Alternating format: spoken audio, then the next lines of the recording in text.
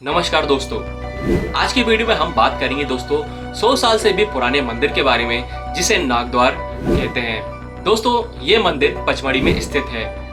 ये मंदिर पूरे साल में सिर्फ नागपंचमी के समय सप्ताह 2 सप्ताह पहले ही खुलता है, जहाँ पे आपको लाखों श्रद्धालुओं की भीड़ भी देखने को मिलती है। इस मंदिर तक पहुँचने के लिए आपको घने जंगलों से होकर गुजरना पड़ता है। कुछ लोगों की माने तो ये रास्ता 7 पहाड़ियों को होके गुजरता है। अब बात कर लेते हैं कि हमें नागद्वारी पहुँचना कैसे है। नागद्वारी पहुंचने के लिए सबसे पहले आपको पचमढ़ी पहुंचना होगा, क्योंकि नागद्वारी पचमढ़ी में ही स्थित है। पचमढ़ी एक हिल स्टेशन है, तो आपको यहाँ पे कोई भी रेलवे स्टेशन देखने को नहीं मिलेगा। लेकिन अगर आपको यहाँ तक पहुंचना है तो उसके लिए आपको सबसे पहले इसके नियरेस्ट रेलवे स्टेशन पे उतरना होगा। और पचमढ़ी का नियरेस्ट रेलवे स्टेशन है पिपरिया। पिपरिया से पचमढ़ी की दूरी करीबन 54 किलोमीटर की है।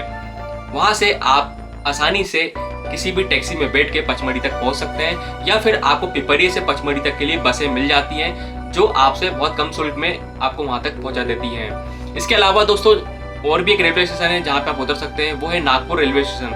अगर आप लोग महाराष्ट्र तरफ से आ रहे हैं तो आप वहां पे उतर सकते हैं। वहां से इसकी दूरी जो है 259 किलोमीटर की है।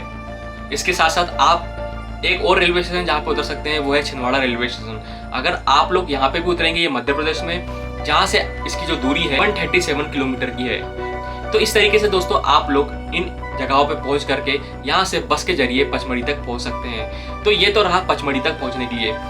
दोस्तों अब आप पचमढ़ी पहुंच चुके हैं, और पचमढ़ी पहुंचने के बाद आप पचमढ़ी में ही स्टे कर सकते हैं। वहाँ पे आपको एक से एक होटल रूम्स मिल जाते हैं, जिनका किराया भी बहुत कम भी है और ज़्यादा भी है। तो आप अपने हिसाब से कोई भी रूम लेकर के वहाँ पे स्टे कर सकते हैं, और फ्रेश होकर के फिर आप नागद्वारी की यात्रा में निकल सकते हैं। पचमढ़ी से नागद्वारी तक जाने के लिए आपको बहुत सारी जिप्सी मिल जाती है, और वो आपसे मात्र 50 से 100 रुपए चार्ज करती है, और वो आपको सीधा नागद्वारी की चढ़ाई वाले जगह पे छोड़ देती है।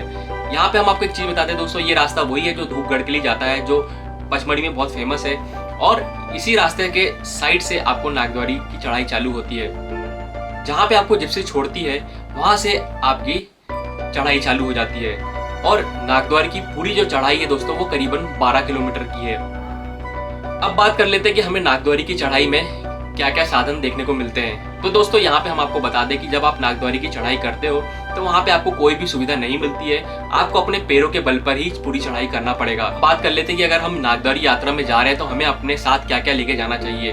तो सबसे पहले तो मैं आपको बता दूं कि आपको कुछ जरूरत का सामान जरूर लेके चलना चाहिए, और वो है सबसे पहले एक मेडिसिन जो आपको जरूरत पड़ेगी हाथ पैर दर्द की, सर दर्द की। ये कुछ मेडिसिन आप जरूर अपने पास रखिए। बाम, सरदर्द बाम या आइडेक्स वगैरह, ये सब चीज़ें अपने पास जरूर रखिए।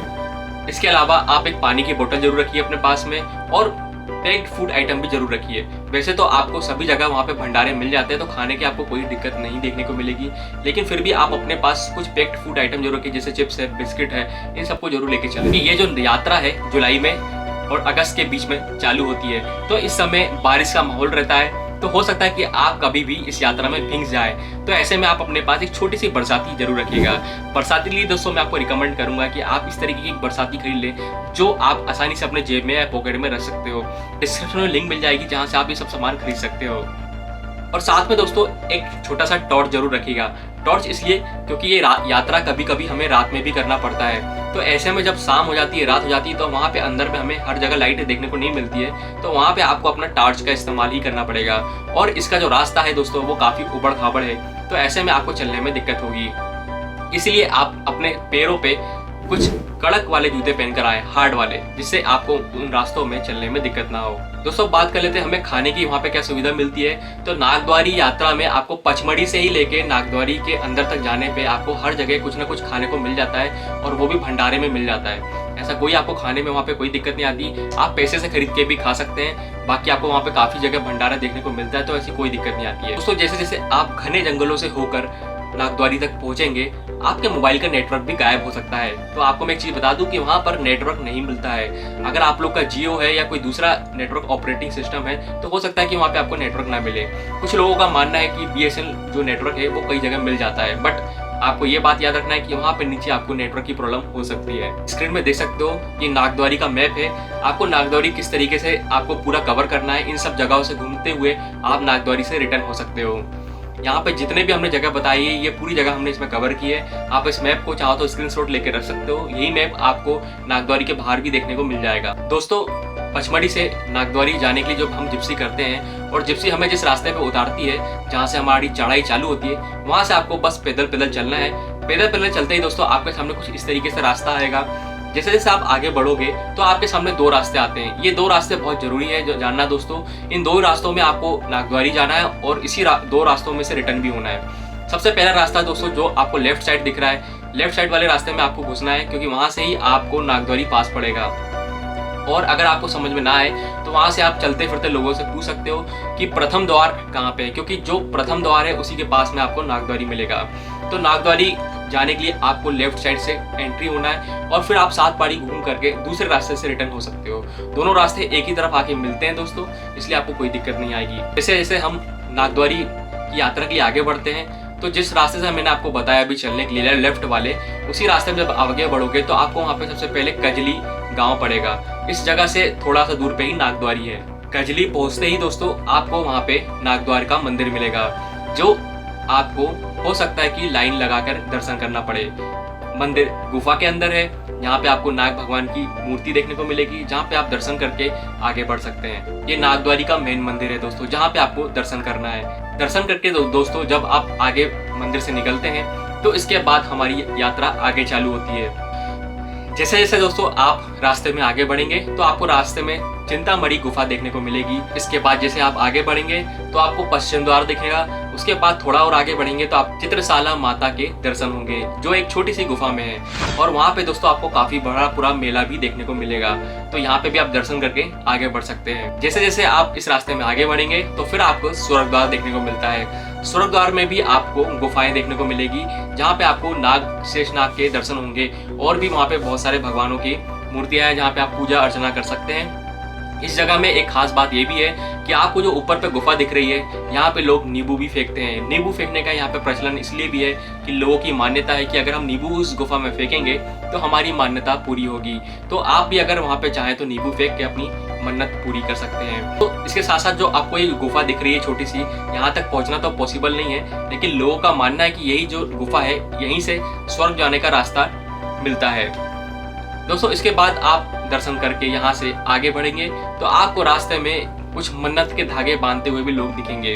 अगर आपकी शादी नहीं हो रही है या फिर आपको कोई समस्या है तो आप ये धागा लेकर बांध सकते हो। इस तरीके से आपको नीचे तक जाना है और पूरा ये धागा नीचे तक जाता है, नीचे तक बांधना है और इसके बाद दोस्तों आप आगे बढ़ सकते हैं।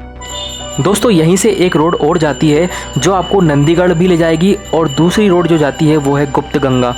तो आप गुप्त गंगा में भी दर्शन कर सकते हैं। और नंदीगढ़ अगर आप जा रहे हो तो नंदीगढ़ जाने से पहले मैं आपको बता दूं कि अगर आप नंदीगढ़ जाते हो तो नंदीगढ़ में आपको थोड़ी सी चढ़ाई करना पड़ेगा और साथ में यहाँ पर आप तभी जाएं जब आपके पास पीने का पानी और खाने का कुछ सामान हो, क्योंकि इस रोड में आपको ये सब चीज़ें थोड़ी कम मिलेगी, क्योंकि इस जगह पे बहुत कम लोग दर्शन के लिए जाते हैं।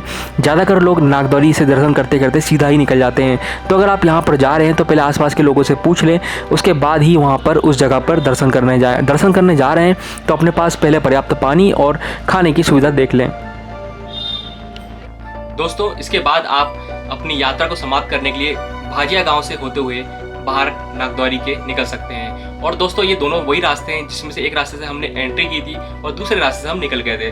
दोस्तों जैसे आप थोड़ा और आगे बढ़ते हैं तो रास्ते में आपको एक झरना देखने को मिलेगा। उस झरने पे आप नहा सकते हैं और अपनी थकान को मिटा सकते हैं। इसके बाद थोड़ा और आगे बढ़ेंगे तो आपको भाजिया जो गाँव है मैंने अभी बताया था वो आपको मिलेगा।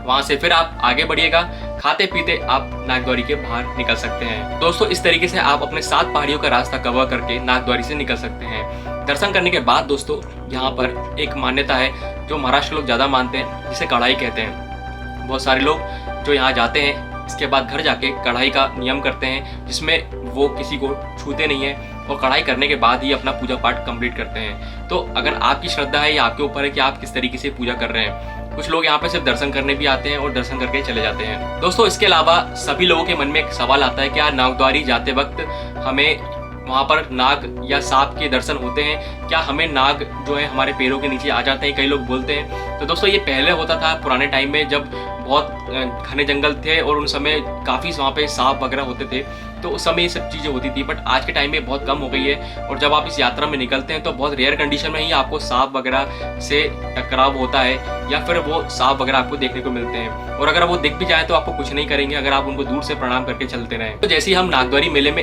एंट्री करते हैं तो आपको रास्ते में सबसे पहले कैंप मिल जाता है, जो मेडिकल कैंप है, जहाँ पे आपको कोई भी प्रॉब्लम होती है, आपको चलने में या कोई भी मेडिसिन चाहिए तो आप यहाँ से भी ले सकते हैं। मेले में आपको जगह जगह पर कुछ इस तरीके की सीढ़ियाँ देखने को मिलेगी और ये सीढ़ियाँ कई जगह बहुत खड़ी खड़ी सीढ़ियाँ भी हैं, जहाँ पे आपको थोड़ी सी तकलीफ हो सकती है उतरने और चढ़ने में। ये लंबी लंबी सीढ़ियाँ देखने में बहुत खतरनाक दिखती हैं, लेकिन आप इनमें बहुत आसानी से चढ़ भी जाते हो, उतर भी जाते हो। कुछ जगह पे यहाँ पर आपको गाइड भी देखने को मिलेंगे जो आपकी हेल्प कर देंगे उतरने और चढ़ने में भी। तो इस जगह को पूरे साल बंद कर दिया जाता है नागद्वारी के मेले के बाद। जैसे जैसे आप इस जगह से निकलेंगे फिर आप वापस पचमढ़ी जा सकते हैं, वही जिप्सी में बैठ करके पचमढ़ी में जाके फिर आप अपना घूम फिर के अपने घर रिटर्न हो सकते हैं। तो पचमढ़ी में आने के बाद आप चाहें तो पचमढ़ी में स्टे कर सकते हैं और पचमढ़ी में और भी बहुत सारी जगह है जहाँ पे आप घूम सकते हो। अगर आपको जानना है कि पचमढ़ी में कौन कौन सी जगह है जहाँ पे आप घूम सकते हो तो मैंने उसके लिए एक अलग वीडियो बनाया है। यहाँ पे आपको ऊपर दिख रहा हुआ थंबनेल में आपको आखिरी में मिल जाएगा, जहाँ पे आप क्लिक करके जान सकते हैं कि पचमढ़ी में कौन कौन सी जगह है जहाँ पर आपको घूमने जाना चाहिए। कि जो इस साल की डेट है यानी कि कब से ये मेला स्टार्ट होने वाला है उसकी सारी इन्फॉर्मेशन आपको मेरे डिस्क्रिप्शन में मिल जाएगी।